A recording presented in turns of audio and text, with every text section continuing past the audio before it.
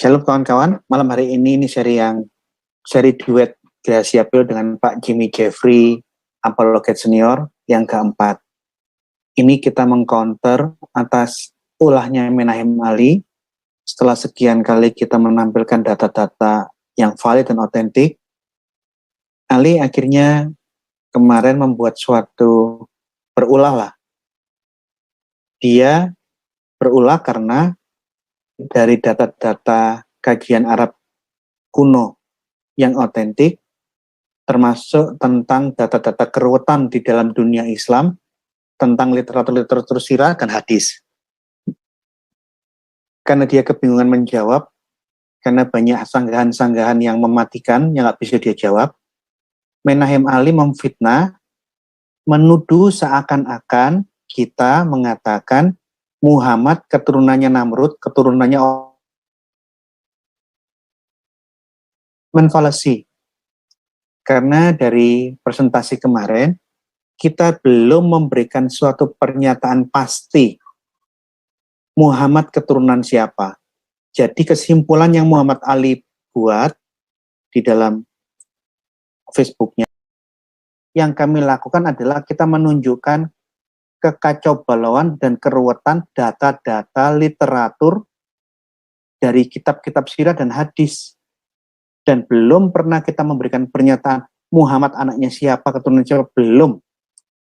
Saya sedikit ulangi lagi ya, bahwa di dalam presentasi yang kemarin,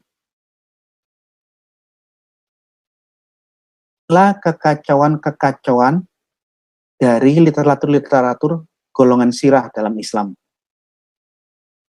Kesalahan akut yang mengerikan ini, itulah akar permasalahan mengenai silsilah silsilah Muhammad di dalam Islam.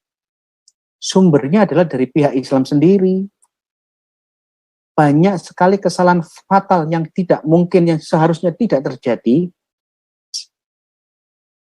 Sudah saya buktikan minggu lalu, antara kitab sirah tulisannya Ibnu Hisham bertabrakan dengan kitab sirah tulisannya Ibnu Katsir. Kitab sirah tulisannya Ibnu Hisham bertentangan dengan hadis-hadis sahih yang lebih dulu, lebih awal dari kemunculan kitab sirah. Nah, semua inilah yang menjadi permasalahan di dalam menelusuri silsilah Arab itu siapa, Muhammad keturunan siapa, itu sumbernya dari kekeliruan-kekeliruan fatal, kekeliruan yang akut di dalam literatur Islam.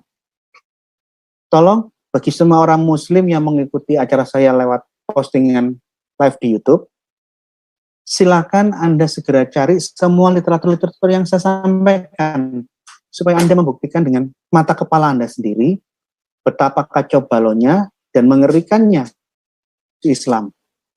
Saya hanya mengulang. Kekeliruan pertama, kekacaubalauan yang pertama. Al-Bidayah wa Al-Nihayah menyebutkan dengan jelas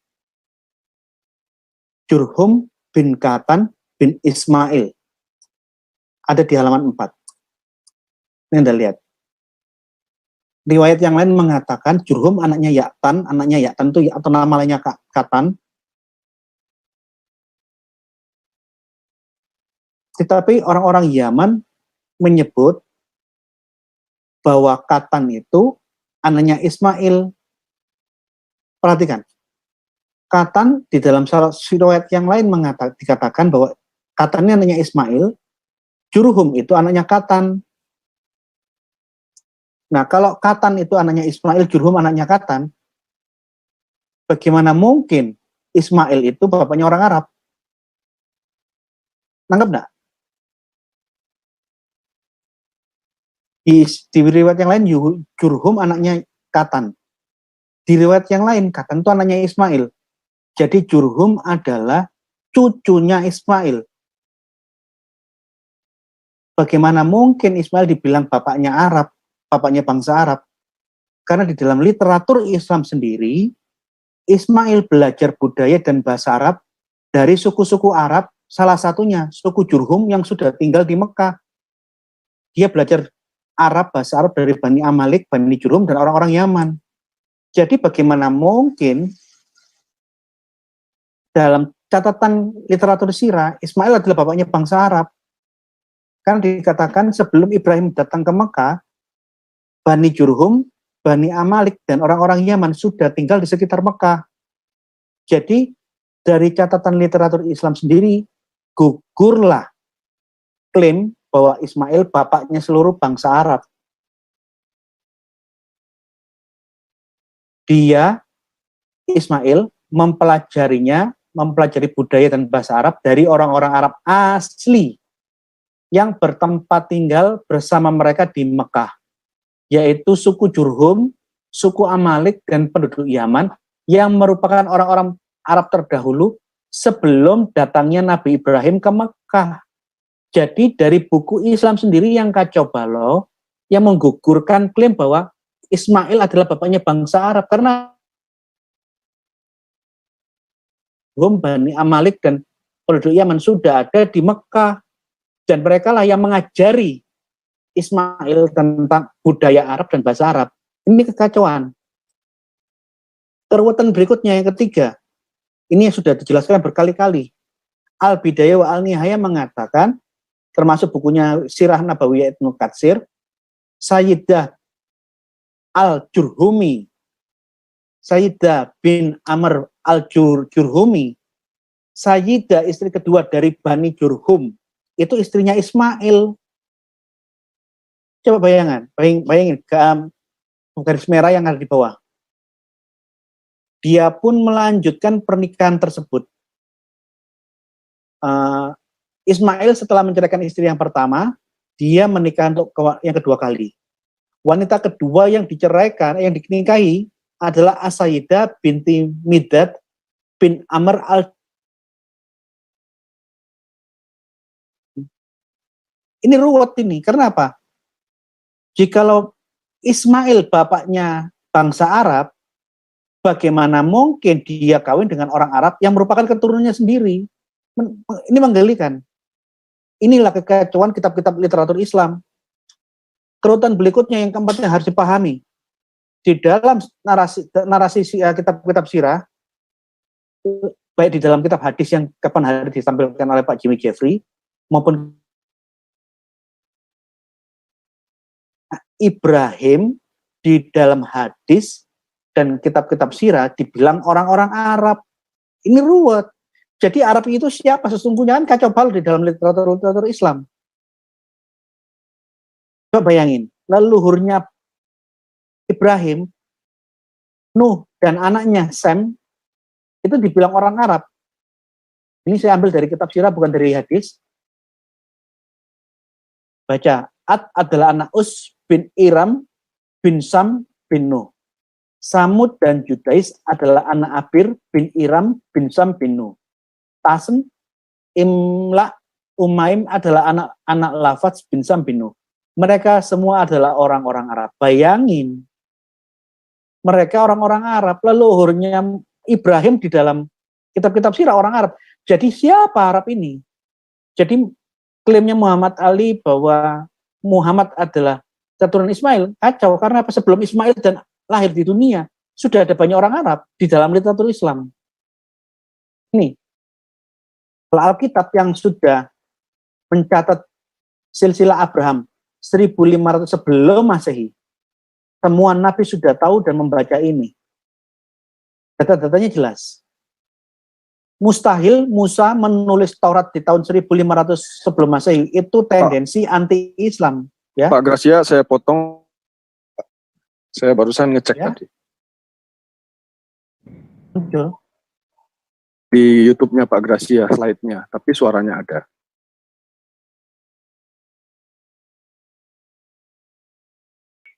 Oh, ya adalah, ada kata nggak, kado nggak masalah, saya teruskan aja lah, dan nggak kepotong ya. Nah, kalau kita lihat data biblical, mustahil Musa menulis silsilahnya bangsa Israel itu dengan tendensi anti-Islam, benci Islam. Musa nulis apa adanya tanpa pernah sadar 2500 pasca zaman Musa akan lahir dan muncullah agama Islam akan muncul Ibnu Hisham. Musa nulis, dia tidak akan pernah membayangkan, dia tidak tahu, kalau nanti ribuan tahun kemudian akan ada Sirah Nabawiyah tulisan Ibnu Hisham. Nah, ini dengan jujur di Taurat, yang dibaca semua nabi-nabi, yang dikenal baik oleh semua orang-orang Kristen abad pertama, dipelajari semua bapak-bapak gereja, kenapa ini nggak diteruskan? Kok buat-buat aturan silsilah dan kisah-kisah yang baru? Alkitab jelas mengatakan, Nuh mempunyai anak Sem mempunyai anak terus-menerus sampai akhirnya melahirkan Terah. Terah itu bapaknya Ibrahim. Abraham punya, dari Abraham turun Ismail, Ishak, Medan, dan Midian. Kenapa silsilah yang sudah ada, ditulis ribuan tahun sebelum Islam ada, kok tidak dipakai buat-buatnya sendiri yang baru? Ini coba lihat. Nuh punya 3 anak laki-laki yang akan menjadi kelompok Semitik, kelompok Hamid, Yafet orang-orang Asia. Dari keturunan Sem, ini akan turun namanya sampai keliru Nahor, bapaknya Terah. Terah memperanakkan anak laki-laki dan perempuan. Terah memperanakkan Abram, Nahor, dan Haran. Jadi Abram punya saudara Nahor, kakeknya Abraham juga bernama Nahor. Ini ya. Ini sudah ada 1500 tahun sebelum Masehi. Coba lihat Sirah Nabawiyah.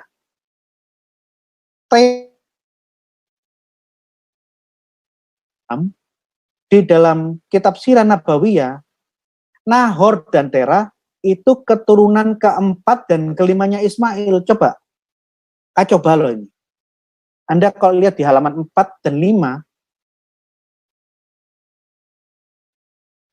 Terah itu keturunan keempat. Tirah bin Ya'rub. Terah bin Ya'rub ini cicitnya Ismail. Tirah bin Ya'rub ini keturunan kelima, ini canggah. Dalam bahasa Jawa ini namanya canggah. Menggelikan enggak?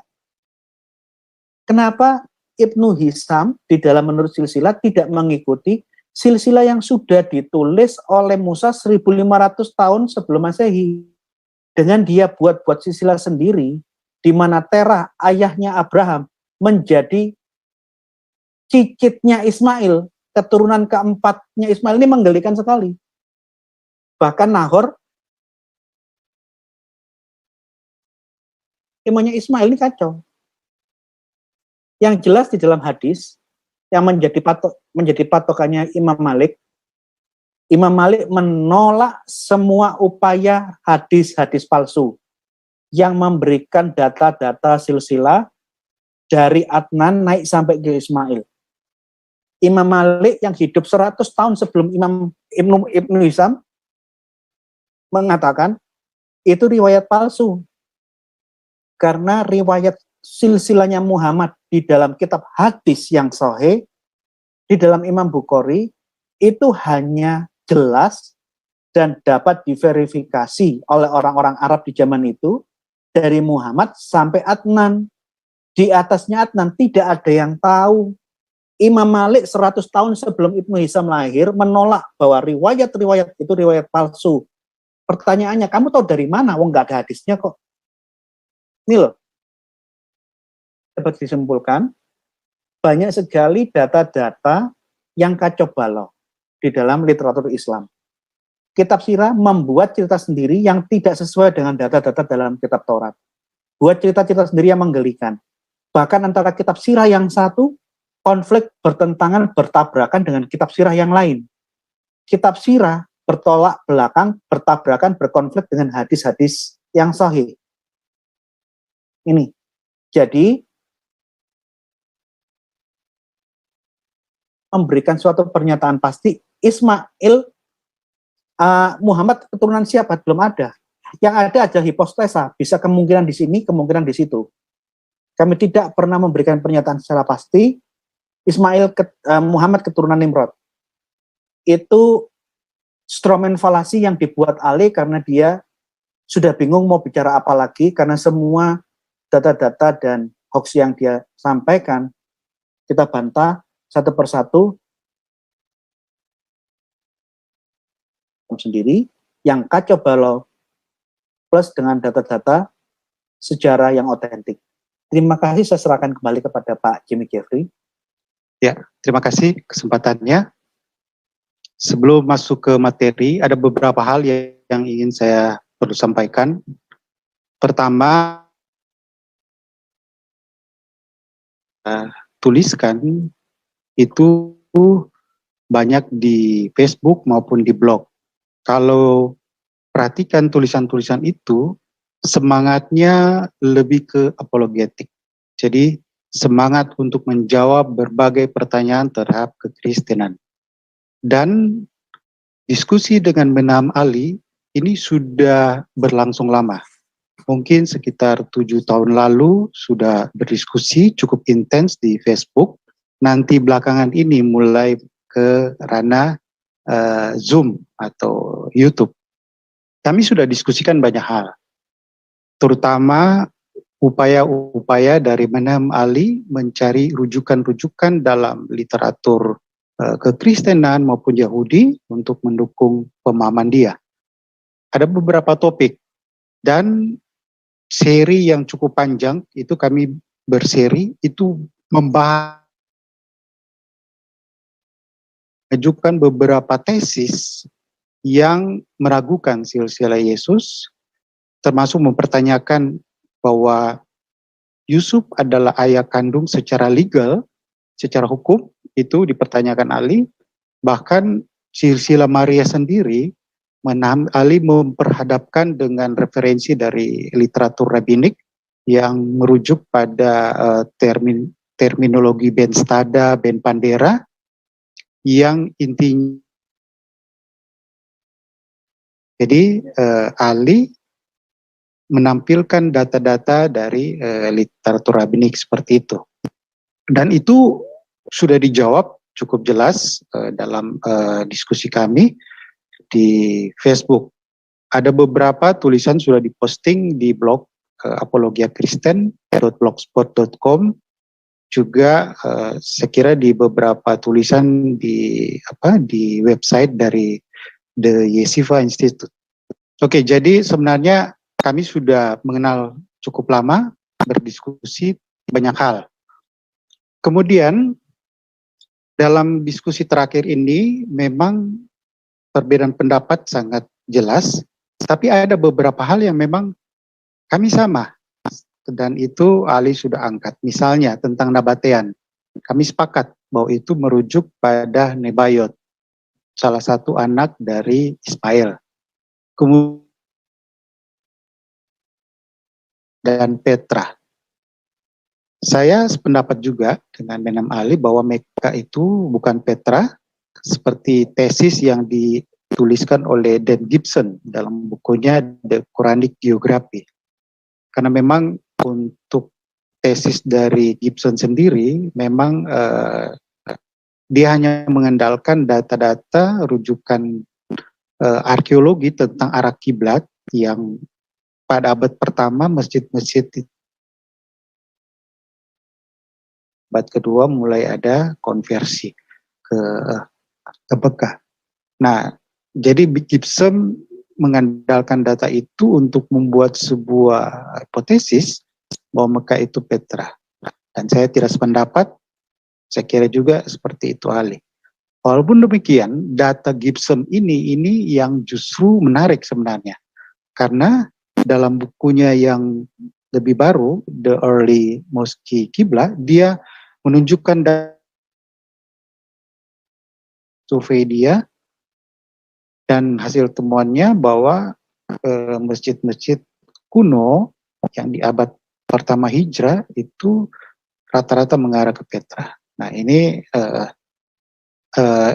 ada diskusi juga karena ada beberapa pakar juga dari sarjana barat seperti David King yang menolak tesis Gibson, dan Gibson juga menjawab kembali. Nah, ini memang masih. Kemudian hal yang Ali angkat pada presentasinya yang lalu tentang penggunaan bahasa asli dalam diskusi. Dan memang ya, Ali sangat concern dengan masalah manuskrip bahasa asli, dan dalam tulisannya sering mengambil kutipan-kutipan langsung pada bahasa aslinya. It's okay, itu sangat baik. Yaitu apa pesan atau core argumen dari yang akan kita angkat.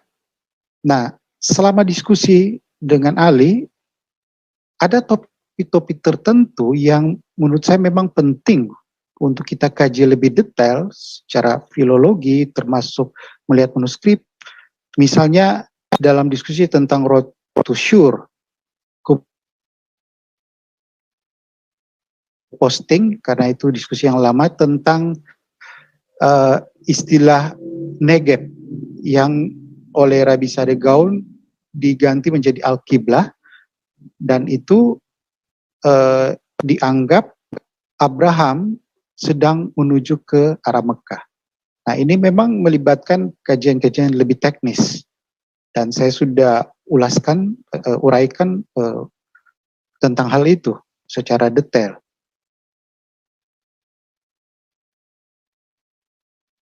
Poin substansi apa yang kita ingin sampaikan. Nah, saya belum menemukan, kalaupun saya menggunakan beberapa terjemahan, saya belum menemukan Ali mengangkat kelemahan itu untuk menyerang poin yang saya angkat. Artinya, kalau masalah terjemahan itu menjadi hal yang substansi, maka dia perlu buktikan dari terjemahan itu keliru berdasarkan langsung ke bahasa. Menurut saya bukan hal substansi, walaupun memang baik untuk menggunakan langsung pada original teksnya. Nah, makanya dalam tulisan saya, kalaupun mengutip terjemahan Inggrisnya, saya sering merujuk pada terjemahan dari Jewish Publication Society, jadi terjemahan versi Yahudi. Karena memang kita lagi diskusi masalah data-data literatur rabbinic.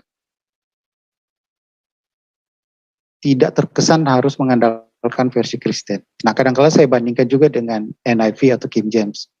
Jadi, sekali lagi, ini bukan hal yang substansi menurut saya. Kalaupun memang dalam jurnal-jurnal akademik, kita perlu untuk lebih detail seperti itu. Nah, ini karena memang diskusinya semi akademis juga untuk publik, saya kira itu tergantung gaya kita masing-masing.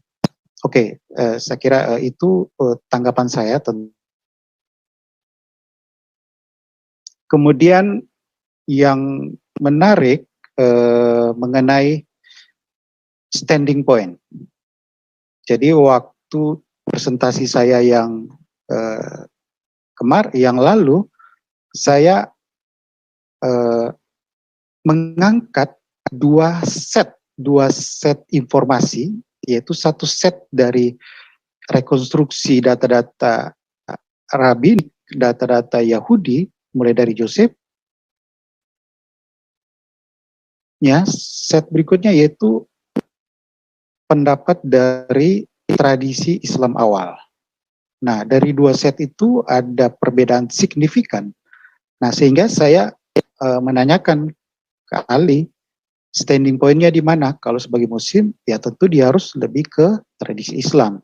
Tapi kenapa harus memilih ke tradisi Yahudi? Nah, kemudian Ali jawab bahwa jangan membawa masalah keimanan dalam diskusi. Apresiasi sebagai peneliti, memang kita harus betul-betul seobjektif mungkin. Jadi tidak ada aspek yang membuat kita bias. Nah, sehingga saya kira memang tidak usah ditafsirkan masalah iman, tinggal kita melihat saja seperangkat data, satu set data, kita tinggal melihat yang mana yang data yang kuat, itu aja. Jadi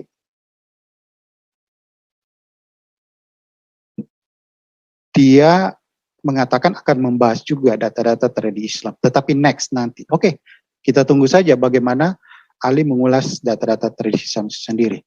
Nah, tetapi poin yang saya tertarik tadi itu mengenai dalam diskusi akademik kita harus betul-betul objektif, jadi faktor iman kita seperti kesampingkan. Saya sangat apresiasi, dan mungkin di kesempatan saya berikut kita bisa diskusi yang belum jadi juga, tertunda dalam beberapa hal. Memang selalu dari Ali yang mengangkat judulnya, lalu saya belum langsung menyetujui. Di semangat diskusinya ada, tetapi topik detailnya itu yang belum deal.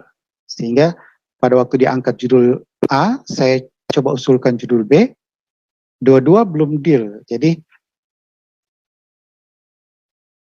punya kapan yang tepat. Nah, tentu ada diskusi-diskusi yang lebih ke ranah akademik, bahkan belum langsung ke publik, karena sifatnya, apalagi sifatnya hipotesa, jadi saya kira tidak perlu diangkat di publik yang sifatnya hipotesa. Saya juga merasa itu juga yang sifatnya hipotesa, saya sudah suspend, dan jika ada kesempatan di internal saja. Bahkan sebenarnya beberapa waktu lalu, waktu saya datang ke Surabaya, sempat rekan Ali, Pak Sandi Yuda, hubungi untuk ajak ketemuan. Oke, tapi karena waktunya sangat singkat, waktu itu nggak sempat ketemu. Jadi saya kira secara suasana akademis, mungkin saja bisa ada diskusi, bahkan ketemu langsung dalam suasana dialog. Bukan pada debatnya, tapi pada dialognya. Oke, saya kira ini pengantar dari saya, dan saya berharap diskusi-diskusi berikutnya kita akan fokus pada diskusi yang lebih akademis. Jadi masalah opini-opini yang muncul, saya kira kita perlu abaikan hal seperti itu, pembentukan opini dan sebagainya. Kita fokus saja pada konten diskusi, mana yang menurut mereka valid, lebih valid, atau kurang valid. Oke, ini pengantar dari saya. Saya akan masuk dalam presentasi.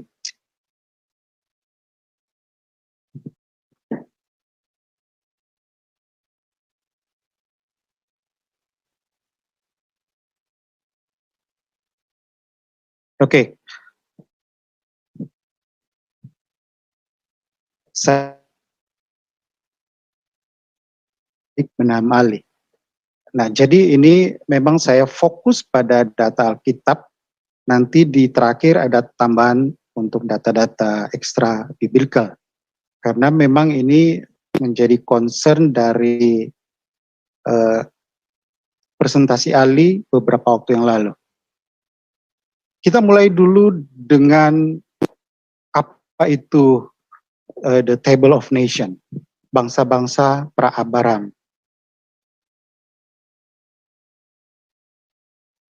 Oke, saya matikan aja video supaya bagus jaringannya. Oke, nah ini kalau kita lihat adalah peta Table of Nation. Di sini ada menyebut dua kelompok besar, Yafet, Ham, dan Sem. Dan di situ ada nama-nama wilayah yang rata-rata ini terkait dengan nama-nama yang ada dalam silsilah. Asyur, kemudian Elam. Elam itu berkaitan dengan Irak sebelumnya yang masuk ke Persia, dan beberapa nama-nama lainnya. Nah, kemudian pada era pasca Abraham, dalam Mazmur pasal 83, ini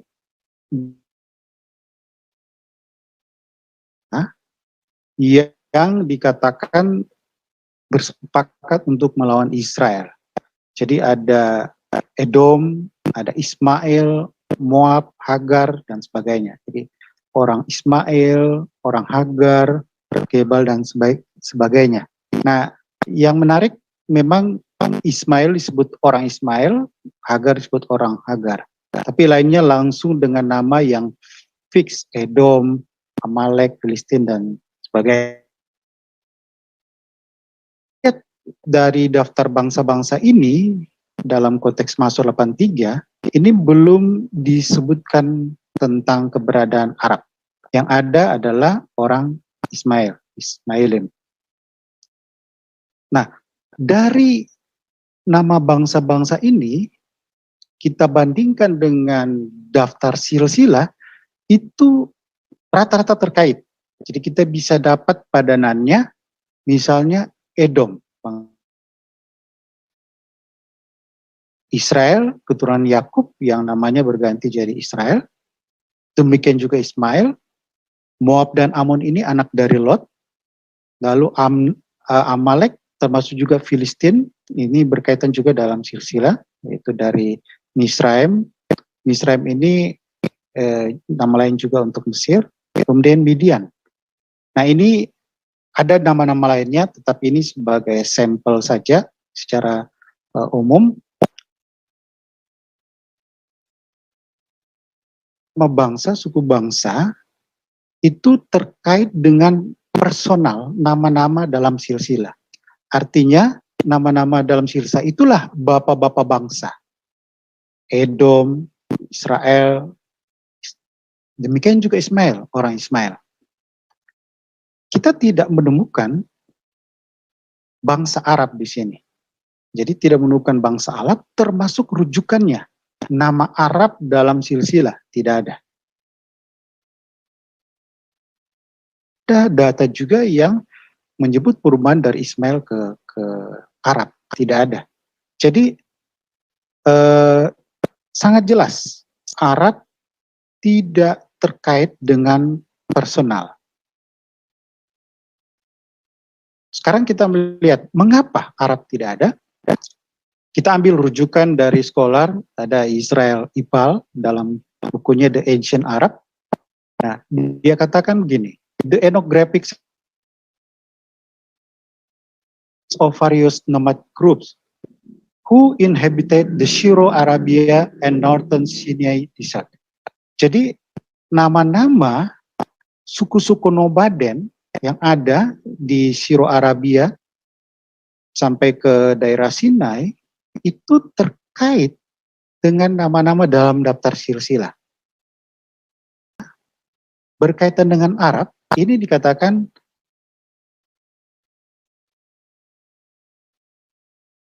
from 9th century before Christ on the Arab collectively designed Arabs. Jadi Arab itu semacam kumpulan. Maka diterangkan lagi, the name Arab doesn't occur in the genealogical list. Jadi nama Arab tidak ada dalam daftar silsilah. Termasuk juga tidak terkait dengan nama siapapun. Nah, selanjutnya dalam berbagai solar ini menyebutkan tentang akar kata dari Arab berkaitan dengan Ibrani, Hebrew Arab, yang artinya mixture, percampuran. Nah, diterangkan di sini the mixed nature, jadi hakikat dari percampuran of the Arab may explain why they are not mentioned in the Old Testament genealogical. Jadi ke satu etnik tetapi semuanya gabungan, maka inilah yang menjelaskan nama Arab tidak ada dalam daftar silsilah karena tidak merujuk pada satu nama, termasuk ke Ismail. Oke, jadi saya kira ini data cukup jelas. Nah, sekarang kita lihat data berikutnya. Data berikutnya kita akan bandingkan penyebutan orang Ismail dan orang Arab. Nah, di sini nama orang Ismail sudah Kemudian dalam Hakim-Hakim, nah ini menarik. Disebutkan karena musuh itu beranting-anting bas sebab mereka orang Ismail. Lalu juga ada Obil orang Ismail, lalu penghuni-huni Kema Edom dan orang Ismail Moab. Nah, kemudian ada juga penulisan orang Arab. Seperti dalam 2 Tawarik ini menyebut tentang orang-orang Arab membawa kepadanya kan perkemahan bersama-sama orang Arab. Nah, di sini kalau seperti Josephus langsung menyebutkan bahwa orang keturunan Ismail itu disebut Nabatean dan disebut sebagai Arab, ini tidak ada yang menerangkan antara keduanya. Jadi ini tidak bisa disebut nama ini interchangeable secara biblikal. Jadi nggak bisa. Karena beda setelah kita melihat data-data ini. Nah, sekarang kita coba mengambil satu contoh. Ini menarik ya, dalam Mazmur 83. Ini ada ayat 6 dan 7 berbeda antara versi Kristen dan Yahudi. Nah, dalam Aramik Tarkum ini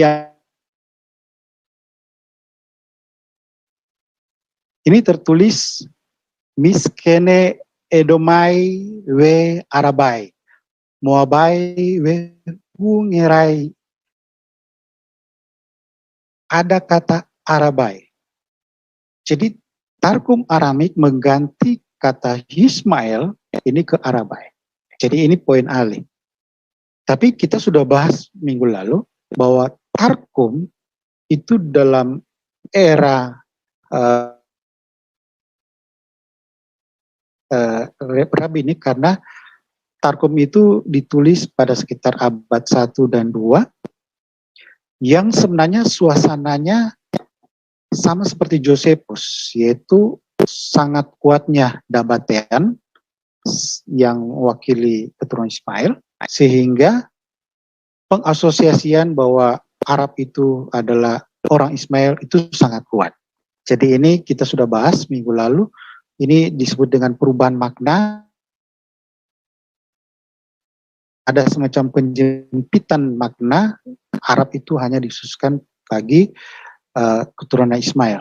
Nah, itu terjadi juga dalam Tarkum. Tapi kalau kita melihat teksnya dalam Masoret teks tidak seperti itu. Dalam Masoret teks tertulis Oholei Edom fe Yismailim Moab fe Hakrim.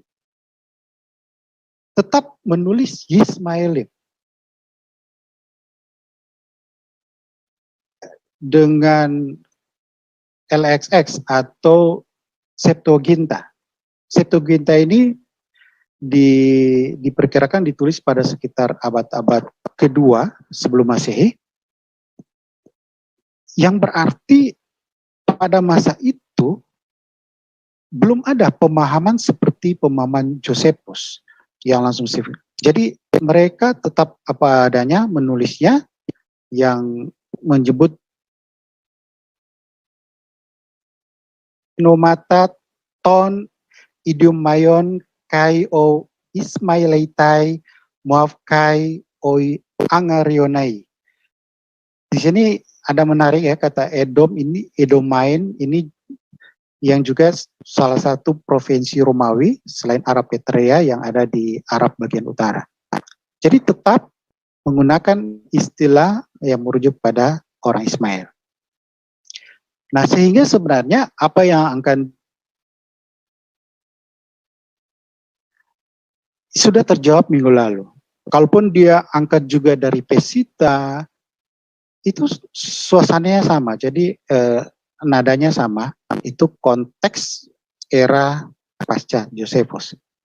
Oke, saya kira ini poin yang sudah jelas. Sekarang kita masuk berikutnya. Sekarang kita lihat siapa sebenarnya Arab dan Arabia dari data biblikal.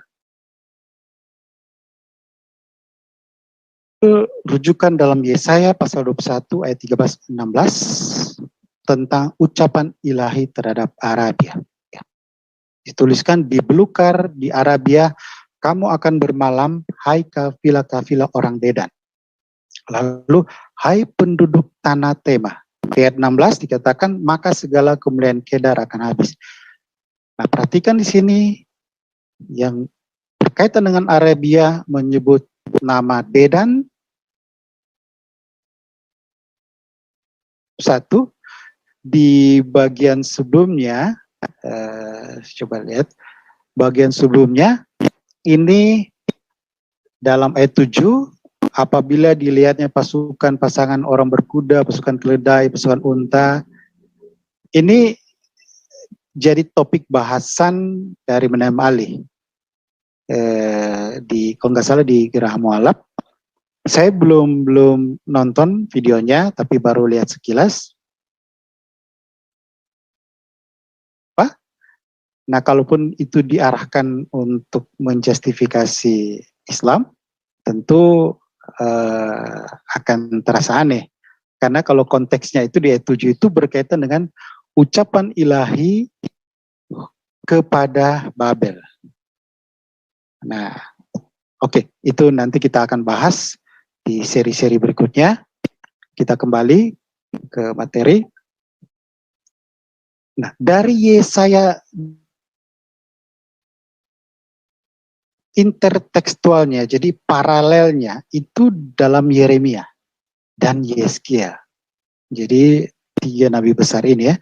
Dalam Yeremia 25 ayat 23-24 tertulis, kepada Dedan, Tema, Bus, dan kepada orang yang berpotong tepi rambutnya berkeliling, kepada semua raja Arab yang tinggal di padang gurun. Jadi kita lihat sudah ada hubungannya. Dan di ayat Yesaya 27 dikatakan Arab dan semua pemuka Kedar berdagang seterusnya. Kita lihat kata kuncinya di sini, Dedan. Jadi semua ada Dedan dan nama-nama dari keturunan Ismail. Jadi kita bisa dapat 4 contoh suku yang berkaitan dengan Arabia. Dedan, Tema, Kedar, dan Bus. Bukan berarti suku lainnya tidak ada, tetapi ini hanya contoh saja. Kita perhatikan nama-nama tadi. Ternyata Dedan ini seorang non-Ismaili. Jadi bukan orang Ismail. Bukan keturunan Ismail. Ada dua versi Dedan ini. Dia bisa merujuk pada keturunan Kus atau Keturah. Nah, kalau ini perlu pembahasan sendiri, tapi dari kajian sementara saya, dari keturunan Keturah, karena Dedannya itu dia, kalau dilihat nanti di peta, itu berdekatan dengan lokasi Midian. Jadi anak-anak Keturah. Kalau Dedan yang satunya ini ada di Arabia Felix, Arabia Selatan. Nah, kemudian Bus ini disebutkan salah satu anak Nahor, Ismail juga. Nah, kemudian Kedar dan Tema jelas itu kita bisa dapat dari data-data ini. Memang terlihat jelas bahwa sebenarnya Arab itu berkaitan dengan suku-suku yang ada di padang pasir. Jadi kata semua raja yang ada di padang pasir. Nanti kita akan lihat jelas petanya seperti apa.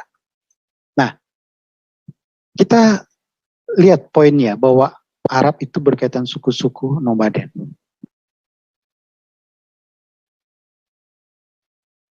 Arab yang tinggal padang gurun, Yesaya di belukar Arabia, lalu Midian, Sheba, juga orang Ismail itu dikaitkan dengan unta. Kenapa? Karena unta itu salah satu hewan yang sangat penting di padang gurun. Jadi kita bisa lihat kaitan-kaitannya sebenarnya. Bahwa ini Midian, Sheba, orang Ismail Suku-suku nomaden.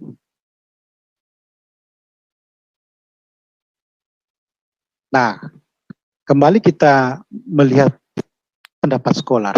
Jadi saya kira scholar ini memang scholar yang bukan bukan sekedar scholar yang general semua bidang, tetapi ini memang mereka spesialisasi di ancient Arab. Genretso ini memang scholar yang sangat terkenal. Nomaden. Dan dia katakan di sini the fact that so many authors and scholars, jadi banyak penulis maupun scholar have thought that Arabs means nomad. Saya kira ini sudah jadi konsensus scholar. Kemudian dalam dictionary Ehrman Dictionary juga menyebutkan berkaitan. Lalu ensiklopedia. Nah, ensiklopedia ini sudah pernah dikutip sebelumnya. Salah satunya editornya Ernst Knauf yang sempat diangkat oleh Menam Ali. Juga menyatakan hal yang sama. Reflecting the fact that the area inhabited by Bedouin. Jadi Bedouin ini merupakan suku-suku nomaden. Oke, dari sini sebenarnya kita sudah dapat gambaran sebenarnya bahwa Arab itu bukan kumpulan suku-suku yang ada di Arab, mereka lah yang disebut Arab. Nah, kita lihat the big picture-nya. Jadi dalam bentuk konteksnya lewat peta. Dalam peta ini saya menyajikan juga data tentang penyebutan Yeskiel 30 ayat 4 ayat 5. Ada menyebut Mesir.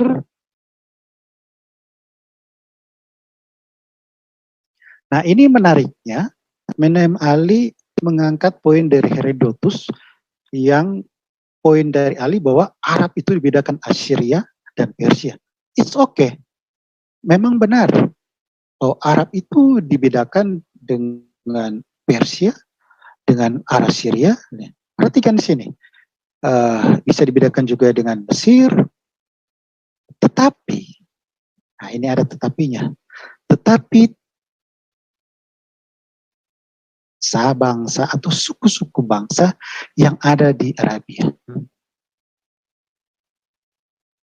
Nah ini poin yang miss dari poin Ali. Perbandingannya itu adalah berkaitan dengan bangsa besar, tetapi jelas tidak dibandingkan dengan suku-suku. Karena apa? Karena suku-suku itu sudah include semuanya disebut Arab. Makanya di Yeskiel dikatakan Ethiopia, Libya, Mesir, tapi Arab, seluruh tanah Arab. Kenapa? Penulis sudah aware bahwa di Arab ini banyak suku-suku bangsa, di dalam suku-suku nomaden yang terhimpun disebut Arab. Nah, dalam perjanjian baru, perhatikan di perjanjian baru pada hari Pentakosta, dikatakan orang-orang yang datang waktu itu ke Yerusalem untuk beribadah, dan di saat itu juga Pentakosta, itu ada orang Media, Elam, Mesopotamia. Tidak ada disebut suku-suku Dedan, Nabatean, enggak ada. Karena semuanya itu terwakili sebagai Arab.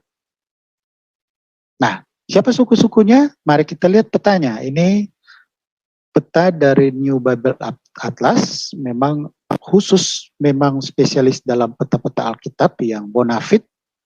Kita lihat di sini ada penulisan Bus yang kita coba bahas. Ada Dedan, ada Kedar,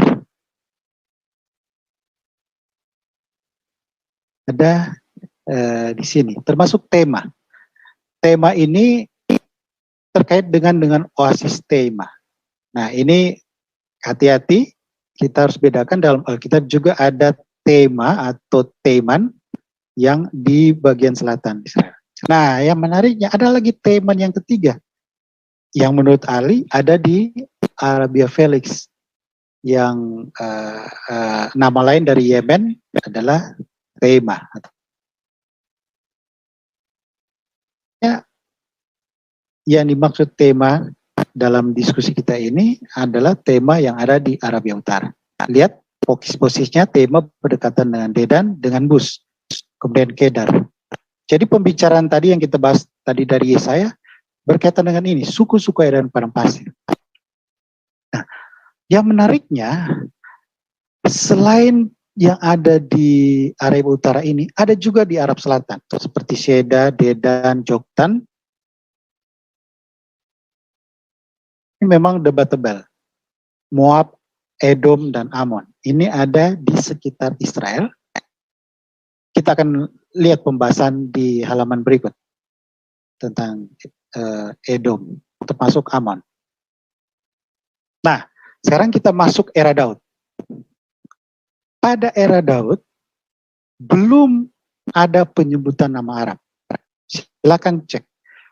Nama Arab belum ada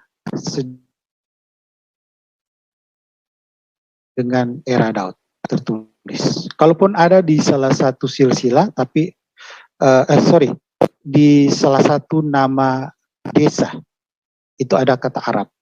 Tentu beda Arab yang kita bahas saat ini. Jadi belum ada. Sehingga Daud menyebutkan bangsa-bangsa yang ada di sekitar dia yang membawa persembahan pada Raja Daud itu Edom, Moab, Bani Am.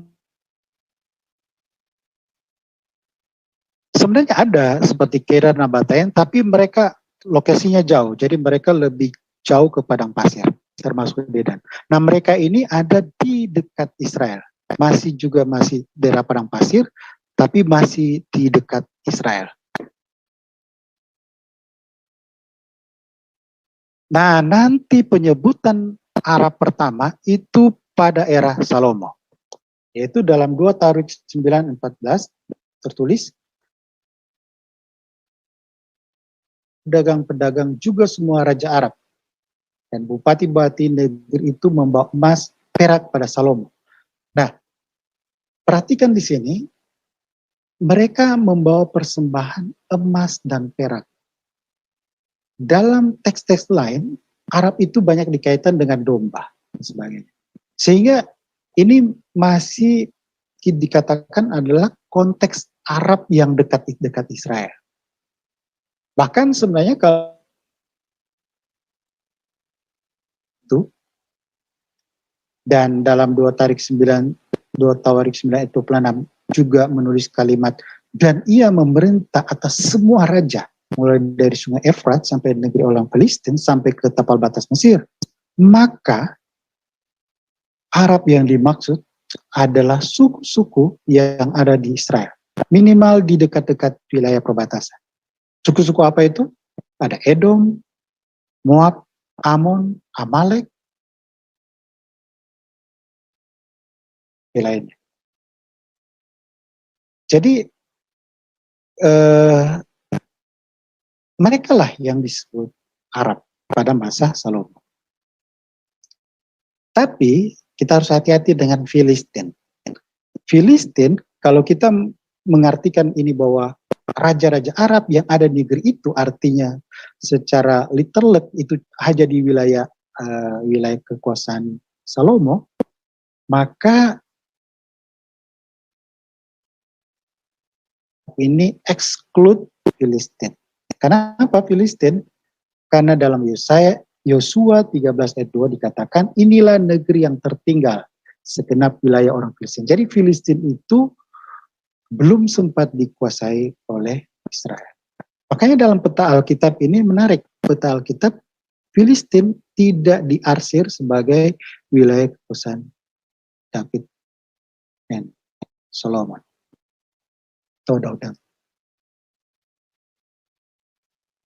Nah, kita sudah jelas bahwa Filistin itu tidak termasuk Arab. Karena mereka sudah bangsa sendiri, bahkan mereka tidak tepat disebut Arab karena mereka bukan di daerah padang pasir. Jadi saya kira Filistin itu tegas tidak termasuk Arab. Artinya connect dengan data berikutnya, yaitu pada era Yosafat. Dalam era Yosafat dikatakan di ayat 11, dari antara orang Filistin ada yang membawa kepada Yosafat persembahan dan perak sebagai upeti, juga orang-orang Arab. Nah, ini poin yang diangkat oleh Ali, memunculkan kata Filistin. Oke, tepat saya kira, karena memang Filistin tidak termasuk Arab. Saya kira jelas, dan kita sudah lihat tadi. Kalau secara pemerintahan Salomo memang tidak termasuk raja-raja yang memberi persembahan karena belum. Nah, apa yang diberikan persembahan? Dikatakan orang Arab membawa kepadanya kambing domba, domba jantan 7.700 ekor dan kambing jantan 7.700 ekor. Nah, ini kalau dalam era Salomo dikatakan raja-raja Arab membawa emas dan perak. Tapi dalam Yosafat dikatakan orang Arab membawa domba dan jantan. Kita harus perhatikan, ternyata dalam itu berkaitan dengan dari mana asalnya. Itu dalam ayat sebelumnya. Di ayat 10 dikatakan di negeri-negeri sekeliling Yehuda. Jadi berada di luar wilayah Yehuda. Sehingga Arab yang dimaksud ini sudah Arab di luar Israel. Ya berarti termasuk Kedar, Nebayot, termasuk Moab, Amalek, dan beberapa lainnya.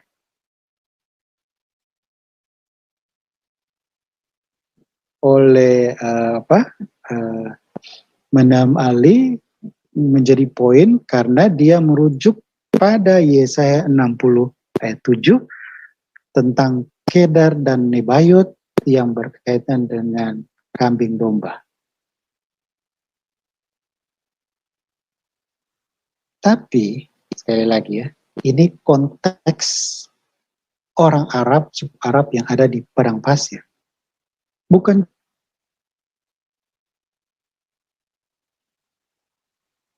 Moab. Itu dalam 2 Raja-Raja pasal 3 ayat 4, Mesa Raja Moab adalah seorang peternak domba. Sebagai upeti ia membayar kepada Raja Israel 100.000 anak domba dan bulu dari 100.000 domba jantan. Jadi tidak hanya Kedar dan Nebayot yang disebut Arab tadi, tetapi juga termasuk Moab. Nah, kalau kita lihat peta, berarti ini Yehuda, oke, kita sudah dan ke arah Sinai, lalu ke arah Sinai itu lebih banyak Kedar, dan ke arah timur itu Moab, Nabatea, jadi Nebayot. Jadi tidak spesifik hanya kepada Kedar atau Nebayot saja, tetapi lebih ke semua suku-suku Arab yang ada di padang pasir. Nah, sekarang kita masuk meranjak ke era Nehemia. Ini poin yang diangkat oleh Menam Ali. Itu dalam Nehemia 4 ayat 7 dikatakan ketika Sanbalat dan Tobia serta orang Arab dan orang Amon dan orang Asdod. Kemudian di Nehemia 2 ayat 10 juga menyebut tentang orang Amon. Nehemia 6 ayat 1 menyebut tentang Geshem orang Arab. Dan yang lebih lengkap di Nehemia 2 ayat 19 ketika Sanbalat orang Horon, Tobia orang Horon. Nah, kalau kita perhatikan sini, pertama di Nehemia 4 ayat 7 ada menyebut tentang orang Arab, orang Amon, orang Asdod. Orang Asdod ini merujuk pada orang Filistin. Jadi Asdod ini salah satu kota yang ada di Filistin. Kemudian Sanbalat disebut orang-orang, ini merujuk pada Samaria. Jadi Samaria ini mereka yang menentang pembangunan tembok Yerusalem yang dilakukan oleh Nehemia. Lalu Tobia, orang. Nah, sekarang yang jadi masalah, dan ini poin yang akan ahli, ada penyebutan Amon. Loh, katanya Amon disebut orang Arab, tapi di sini dipisahkan. Nah, ini poin dari Menam Ali. Sekarang kita lihat. suku-suku Arab di dalam sekitar Israel, jadi Edom, Moab, Ammon, ini bisa dikategorikan bagian Arab atau suku sendiri terlepas dari Arab. Jadi gini, beda dengan mereka Kedar, Bus, dan lain-lain. Edom, Moab, dan Ammon, mereka ini sebagian wilayahnya ada padang gurun, tapi sebagiannya juga bukan padang gurun. Bahkan masuk wilayah Israel. Nah, ini membuat Edom, Moab, Ammon ini dia menjadi fleksibel. Apakah dikategorikan sebagai bangsa Arab, suku-suku nomaden, atau dia Nah, hal ini sebenarnya sudah dicermati para scholars. Makanya dalam Biblical of the Bible and its Reception dikatakan the biblical nation of Arabs and Arabia changed remarkably according to the time and geographic proximity. Jadi bisa ada perubahan pengkategorian khusus untuk Edom, Moab, dan Ammon.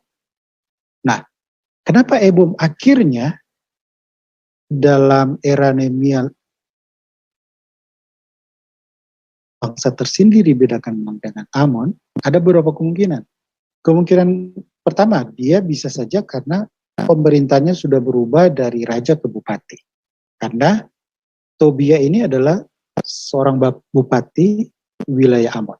Sama seperti Sambalat, itu bupati wilayah Samaria karena mereka masih dalam kedudukan oleh kerajaan Persia.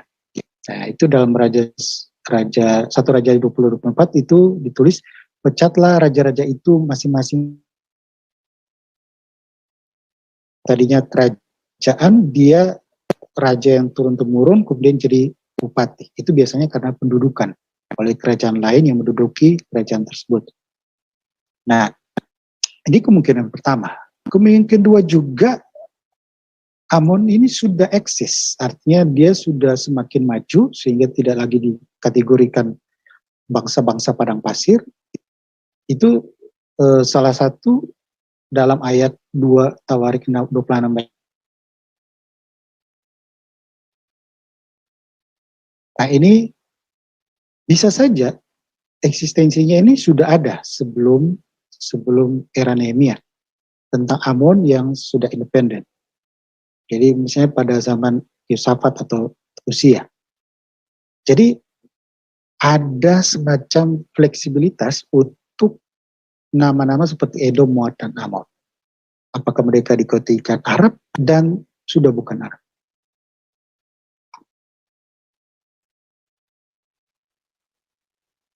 Peta disebutkan tentang Yehuda, lokasi pembangunan Yerusalem, Tembok Yerusalem. Di bagian atas ada tantangan dari Samaria. Ini Sambalat, bupatinya.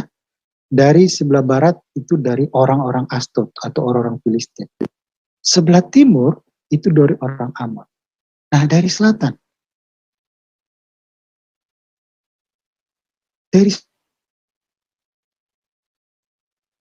Dan Moab tidak disebut Edom, tetapi langsung disebut sebagai Arab, orang-orang Arab. Dan ada rajanya, yaitu Raja Kedar, Gesem, dan dia dalam beberapa referensi arkeologi merujuk pada Raja Kedar. Nah, Kedar ini pada era Esra Nehemia adalah suku bangsa dari Ismail yang eksis. Nabatian belum. Abad kedua sebelum Masehi. Nanti era Josephus. Makanya kalau kita lihat di data biblical itu nama-nama Kedar lebih banyak. Nebayot kalau salah hanya satu aja.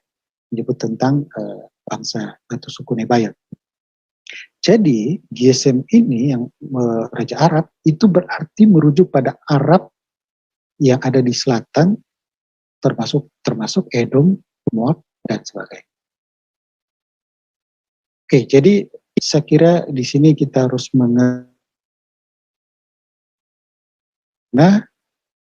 pembedaan seperti itu. Nah, setelah kita sudah melihat data biblical, sekarang kita coba masuk ke era The Second Temple, data-data extra biblical era The Second Temple. Saya sudah menampilkan data minggu lalu itu dalam Judit dan 2 Makabe yang kan dalam 2 Makabe itu dituliskan tentang nomads of Arabia, suku-suku nomaden di Arabia. Nah, saya tambahkan data baru itu dalam 2 Esdras, where the nation of the dragons of Arabia. Jadi bangsa-bangsa, disebut naga-naga Arabia. Jadi era Second Temple ini yang sebelum Josephus belum ada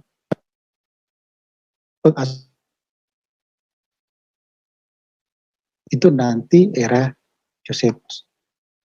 Oke, sekarang data tambahan berikutnya. Nah, ini kalau era Josephus. Era Josephus, kita lihat, kita sudah bahas lalu, dari Jubili merujuk pada Ismail dan Keturah sebagai Arab, tapi kemudian bergerak ke Josephus, itu beda kira-kira hampir 1 abad, itu sudah fokus pada khusus Nabatean. Bahkan di sini Kedar, ya, Nabatean memang lagi kerajaan yang eksis pada masa Josephus. Jadi itu model-model perubahannya. Nah, sekarang kita coba bergerak ke data tulisan-tulisan sejarawan kuno, Herodotus. Nah, ini Herodotus yang berapa kali diangkat oleh Menem Ali.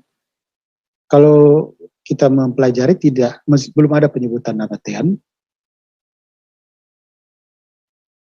Jadi belum eksis ya Nabatean di era Herodotus karena dia sekitar abad ke-5 sebelum Masehi. Nah, yang menariknya Herodotus menyebut tentang Arabia Selatan. Arabia is the last of inhabited lands toward the south. Yang mendeskripsikan banyak menjual rempah. Dan itu cocok dengan deskripsi Arabia Felix atau Arabia Selatan. Jadi Herodotus sebenarnya sudah aware bahwa yang dimaksud Arab itu sudah sampai ke ujung selatan. Tidak ada spesifik cuma untuk keturunan Ismail. Ini data dari Herodotus. Kemudian data dari Diodorus. Nah, ini yang diangkat oleh Menem Ali. Itu Bibliotheca Historica, itu dalam buku yang kedua, pasal 48, menyebutkan kalimat "Now the eastern part are inhabited by Arabs who bear the name of Nabateans." Nah, ini jadi rujukan Menem Ali. Karena Arab, katakan orang-orang yang mendiami itu mereka sebut sebagai Nabatean.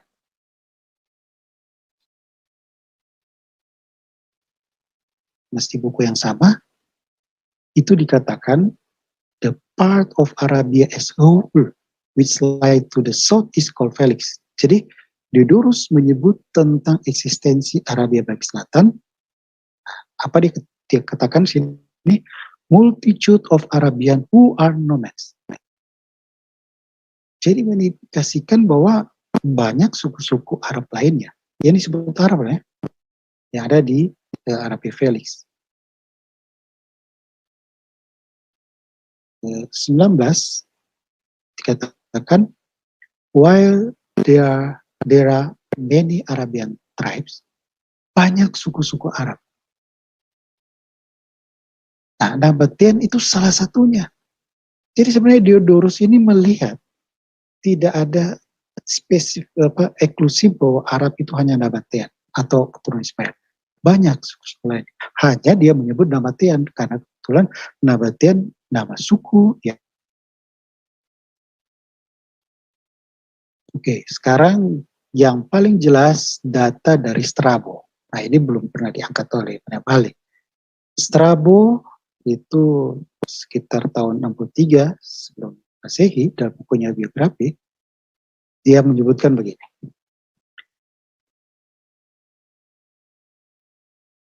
Arabian tribes, namely Nabatai, Kaulotai, and Agrai. Suku Arabia itu Nabatai, itu Nabatean, Kaulotai, dan Agrai. Bahkan dalam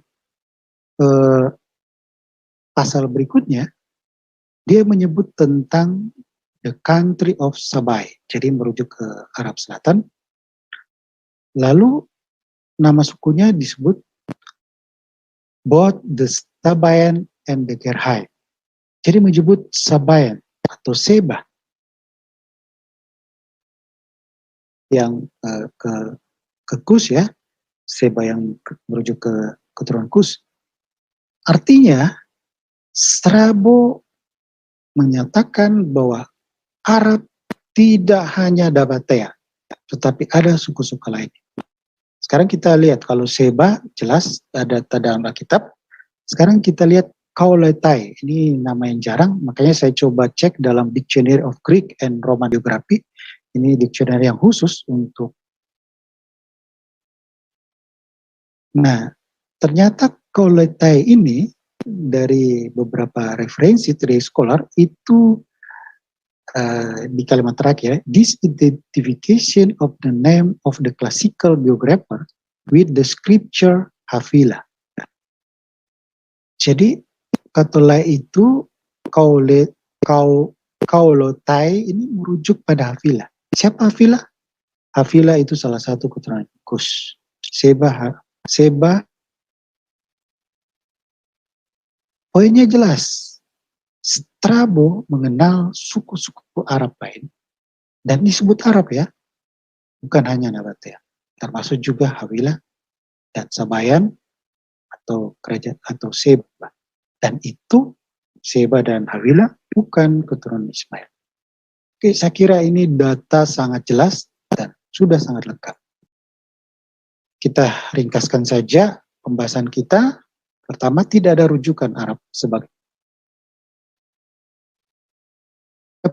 pengasosiasian antara orang Arab dan orang Ismail. Tidak, they're not interchangeable. Kemudian Arab bukanlah entitas suku tunggal secara keturunan fisik, jadi melainkan kumpulan suku-suku. Nah, selanjutnya, suku-suku yang di luar Israel, yang jauh ya di padang gurun, Kedar, Dedam, Midian termasuk Sheba, itu sudah tidak ragukan lagi. Mereka semua disebut Arab dan tidak semua keturunan Ismail. Sampai di sini sebenarnya sudah jelas. Tidak menggugurkan substansi poin saya bahwa selain Arab, selain keturunan Ismail juga banyak yang disebut juga Arab, seperti Dedan, Midian dan lain-lain. Itu poin saya kuat. Nah, khusus mengenai Edom, Moab dan Amon, memang ini ada fleksibilitas karena suatu saat dia bisa berubah seperti Amon yang akhirnya diklasifikasi sebagai. Dan terakhir, selain data kitab, kita sudah lihat data era the Second Temple, penulis kuno Herodotus, Diodorus, Strabo menyebut suku-suku Arab lain selain keturunan Ismail, misalnya Nabatea. Apa yang kita simpulkan? Saya kira memperkuat kesimpulan kita minggu lalu, bahwa keturunan Ismail bukanlah satu-satunya yang disebut Arab. Oke, demikian. Terima kasih.